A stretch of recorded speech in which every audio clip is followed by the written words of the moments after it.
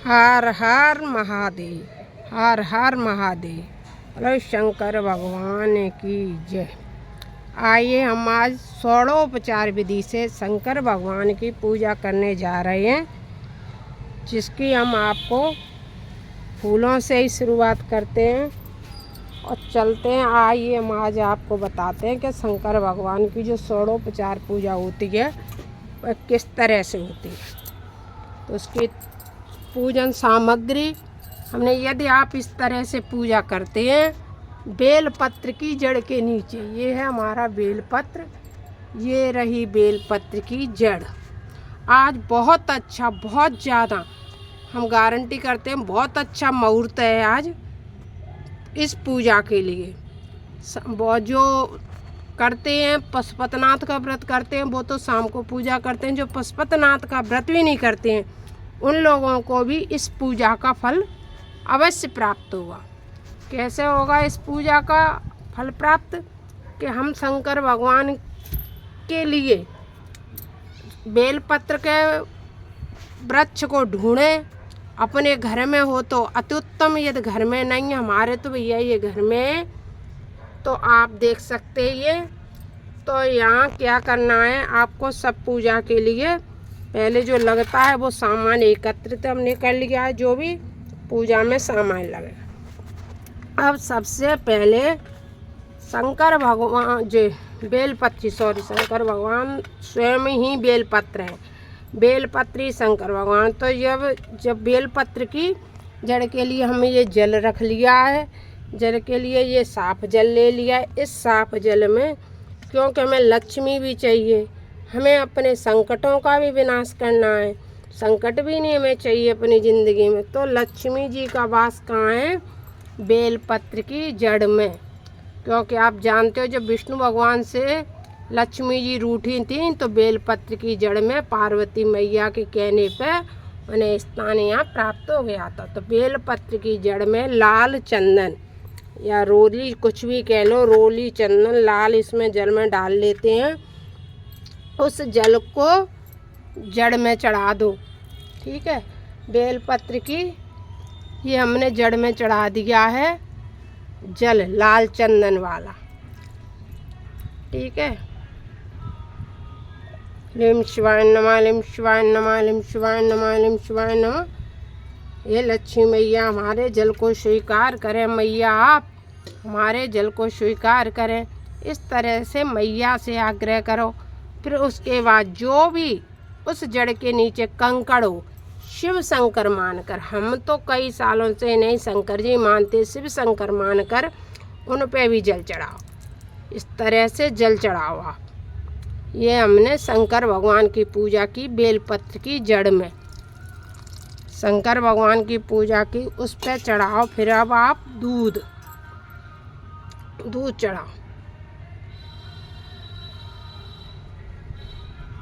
शंकर भगवान पर। ये हमने चढ़ा दिया दूध स्नान कराने के बाद, शंकर भगवान में जब दूध का स्नान करा दो उसके बाद आप फिर से जल से स्नान कराना चाहिए।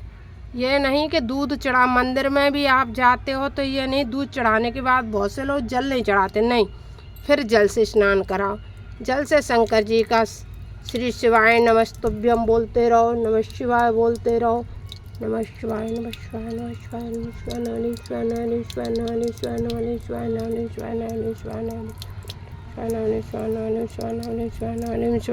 शिवाय नमः शिवाय नमः शिवाय। जानकारी के लिए बता दें, स्त्रियों को कभी ओम का उच्चारण नहीं करना चाहिए। पुरुष ही गायत्री जो धारण करते हैं, जनेऊ पहनते हैं, वही लोग ओम का उच्चारण करते हैं। चाहे आप ग्रंथ पढ़ के देखो या किसी तपस्वी से पूछ के देखो, जितने भी हमारे तेजस्वी संत लोग हैं उनसे यदि आप यह प्रश्न करोगे कि स्त्रियां ओम का उच्चारण कर सकती हैं कि नहीं, तो वह यही कहेंगे कि स्त्रियां ओम का उच्चारण नहीं कर सकती हैं और मंत्र का जाप कर सकती हैं। तो नमः शिवाय नमः शिवाय नमः शिवाय बोलो, लेकिन ओम का उच्चारण मत करो।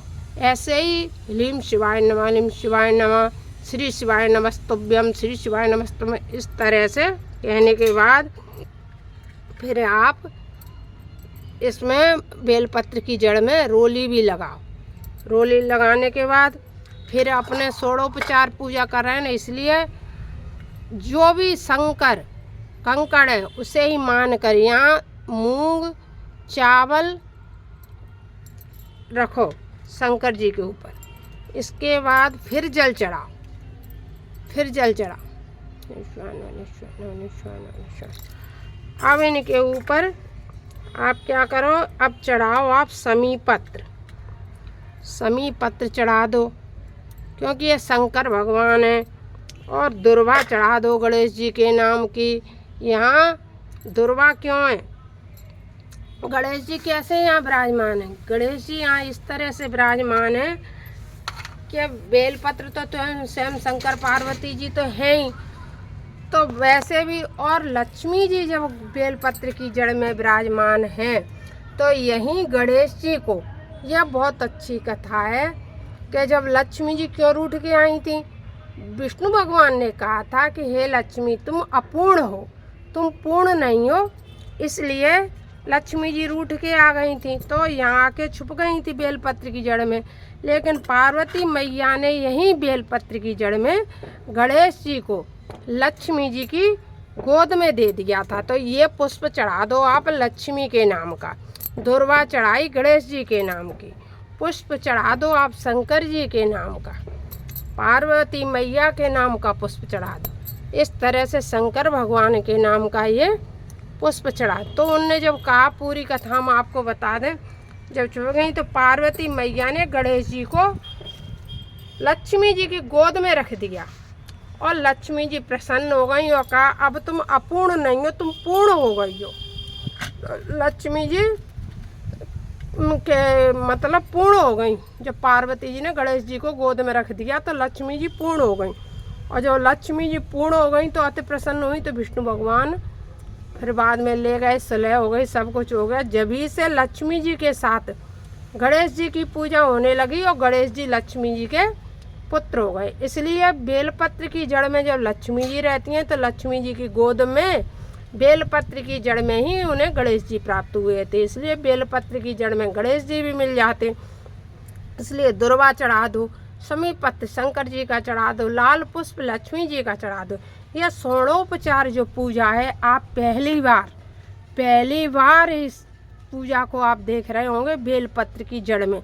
अभी तक आपको किसी ने ये पूजा अगर बताई हो तो हमें कमेंट बॉक्स में लिखना। किसी ने कभी भी आपको यह षोडोपचार पूजा बेलपत्र की जड़ में नहीं बताई होगी, और पूजा बताई भी होगी तो अधूरी पूजा बताई होगी, उसका पूरा कारण नहीं बताया हुआ। हमने आपको बताया कि लक्ष्मी जी किस तरह से जड़ में, कैसे गणेश जी हैं जड़ में और कैसे शंकर जी हैं। इस तरह से काले तिल जो होते हैं शंकर भगवान पे हम हमेशा चढ़ा सकते हैं। शंकर भगवान पे लौंग, इलायची, काली मिर्ची, काले तिल, ये सारी वस्तुएं शंकर जी को अधिक प्रिय हैं। और बेलपत्र तो स्वयं बेलपत्र की जड़ है ही, और सोमवार को बेलपत्र तोड़ी भी नहीं जाती है, इसलिए इस बेलपत्र को बेलपत्र हमने यहाँ नहीं चढ़ाया। बेलपत्र तो स्वयं ही ये शंकर जी वो पूरे बेलपत्र तो पूरा खड़ा ही है, देखो।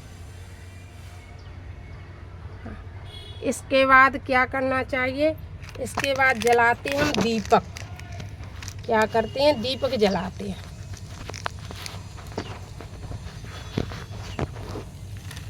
दीपक जलाएंगे और फिर दीपक से हम आरती उतारेंगे शंकर भगवान की, लक्ष्मी जी की, सभी की।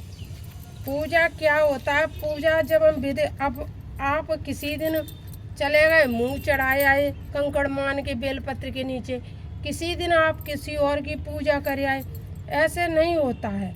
पूजा क्या है, जो षोडोपचार पूजा होती है। आज बहुत उत्तम नक्षत्र, आज त्रयोदशी भी है, आज सोमवार भी है। आज इस पूजा का जो फल आपको प्राप्त होने वाला है वो जीवन में शायद ऐसा मुहूर्त लगे या न लगे, पड़ जाएगी त्रयोदशी और वो, लेकिन नहीं ऐसा होता है। हवा बहुत चल रही है, लेकिन आज ये पड़ गया है यह दिन, तो आप ये पूजा जरूर करें। सुबह से लेकर शाम तक जब भी आपको टाइम मिले, ये अच्छा मौका आप जाने न दें। ये मौके जीवन में बार बार नहीं आते हैं, इसलिए इनको कभी जाने नहीं देना चाहिए।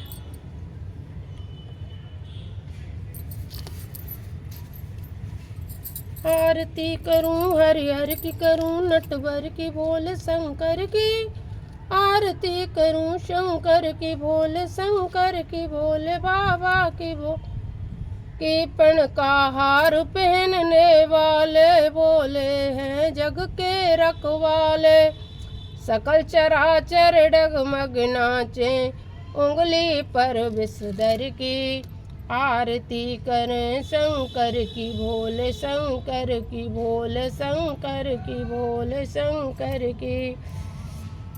महादेव जय जय शिव शंकर, जय गंगाधर जय डमरूधर, ये देवों के देव मिटा दो तुम विपदा हर घर की, आरती करूं शंकर की बोले शंकर की बोले शंकर। महादेव जय जय शिव शंकर, जय गंगाधर जय डमरूधर, ये देवों के देव मिटा दो तुम विपदा हर घर की, आरती करूं शंकर की बोले शंकर बोले शंकर की बोले शंकर की। बोलो शंकर भगवान की जय, शंकर भगवान की जय। मिष्टान चढ़ा करके एक साइड मिष्टान और रख दो, क्योंकि घरुए में कभी मत डालो मिष्टान को, क्योंकि मिष्टान का भोग दूर ही रखना चाहिए। ना ही मंदिर में जाओ आप तो शंकर भगवान के ऊपर बहुत से लोग हम देखते हैं ऊपर ही रख देते हैं मिष्टान। वह मिष्टान शंकर भगवान के ऊपर ना रखा जाए, क्योंकि चीटी चीटा चढ़ते हैं, ये एक अपराध बनता है।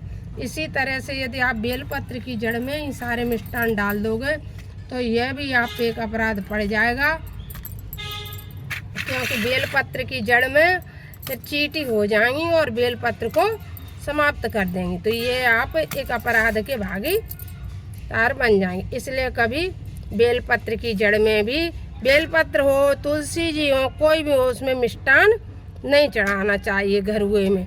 इससे कि क्या होता है, तो जब हो जाती हैं बहुत सारी चींटियाँ तो वे हमारे वृक्षों को समाप्त कर देती हैं। ये जितना आप पुण्य करोगे उतना आप पाप कर लोगे। आपको यदि हमारी ये पूजा का विधान और विधि और पूरी कथा के समेत अच्छी लगी हो तो आप कमेंट बॉक्स में हर हर महादेव लिख देना, और इस मौके को, इस पूजा को चूकना नहीं, भूलना नहीं, क्योंकि आज बहुत अच्छा मौका मिला है। इस पूजा को आप सब करें और पूर्ण लाभ प्राप्त करते हुए शंकर भगवान की कृपा प्राप्त करें। नमो राघवाय। जय श्री सीताराम, जय श्री सीताराम। पार्वती पतये हर हर महादेव की जय, हर हर महादेव की जय। जय जय भोले की, जय जय भोले की।